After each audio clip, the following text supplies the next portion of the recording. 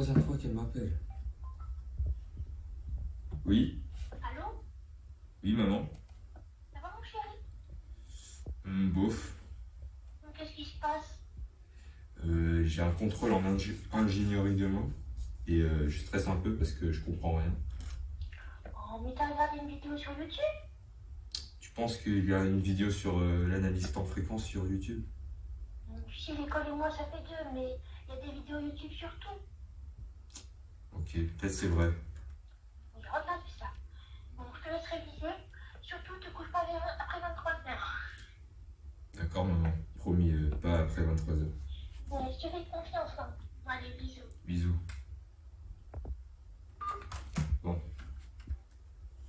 Ah, comprendre avec Steve. Ça a l'air pas mal ça.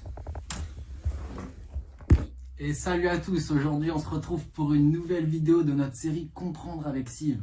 Vous êtes sur la chaîne Comprendre avec Sive. Salut à toi Sylvain. Bonjour à toi Nathan. Ok, peux-tu nous dire quel est le thème de notre vidéo d'aujourd'hui? Bien sûr. Alors aujourd'hui, le thème de notre vidéo porte sur l'analyse fréquentielle. Mais du coup, exactement, c'est quoi l'analyse fréquentielle? Alors, très bonne question Nathan. L'analyse fréquentielle, aussi appelée analyse temps-fréquence, permet de traduire un signal périodique en une somme de signaux sinusoïdaux de fréquences connues. Tiens, regarde le schéma Nathan. Les sons purs sont associés à des signaux sinusoïdaux de fréquence appelés fondamentales. Les sons composés sont eux associés à des signaux de cette forme qui sont la somme de signaux sinusoïdaux de fréquences multiples de la fréquence fondamentale. Donc tu es en train de me dire qu'un signal périodique est la somme de signaux sinusoïdaux? Exactement, c'est le théorème des séries de Fourier. Regarde ce schéma-là. Prenons pour illustration les sons. Il existe deux types de sons, les sons composés et les sons purs. Donc les sons composés, eux, sont périodiques, c'est-à-dire qu'ils contiennent des motifs qui se répètent. Et les sons purs sont des signaux sinusoïdaux. Mais du coup, ça sert à quoi de découper un signal périodique en plusieurs signaux sinusoïdaux? C'est une très très bonne question. Regardons ça ensemble. Ça sert à ça. Ah, alors c'est un spectre ça. Mais c'est quoi le lien avec nos signaux? Alors tu vois, chaque pic correspond à une fréquence qui est présente dans le signal périodique. Et tu vois bien qu'à l'œil, il est impossible de répertorier les différentes fréquences du signal. Cependant, tu peux facilement faire une analyse spectrale d'un signal sinusoïdal pour voir la fréquence qui lui est associée.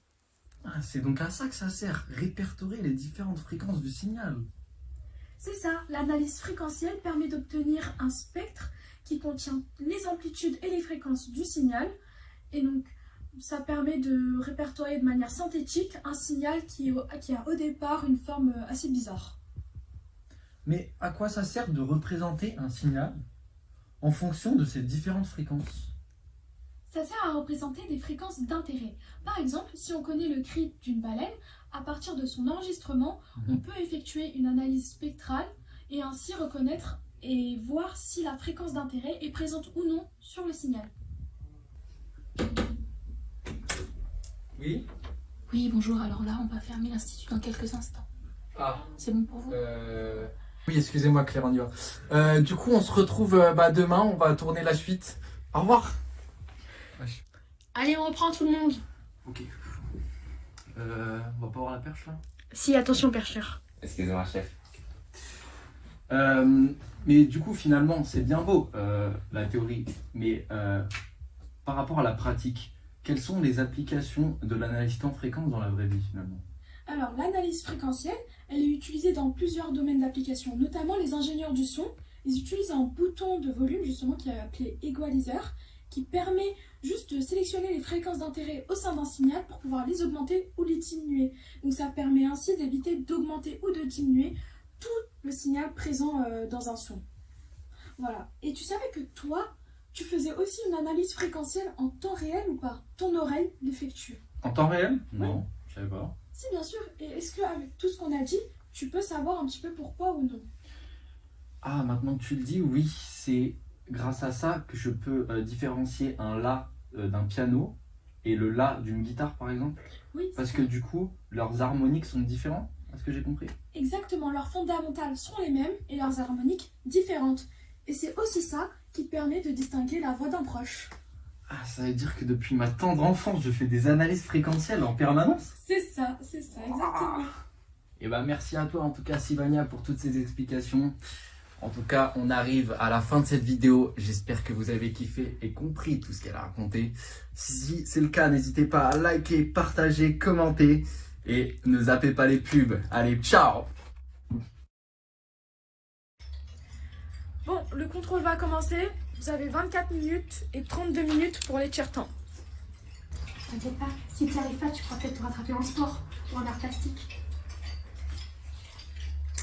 Ce qu'elle ne sait pas, c'est que j'ai dû regarder la vidéo Comprendre avec Siv.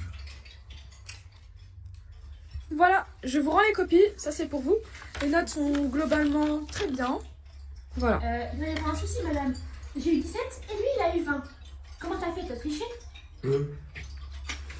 Non, cet homme n'a pas triché. Il a juste vu la vidéo de Comprendre avec Sylve.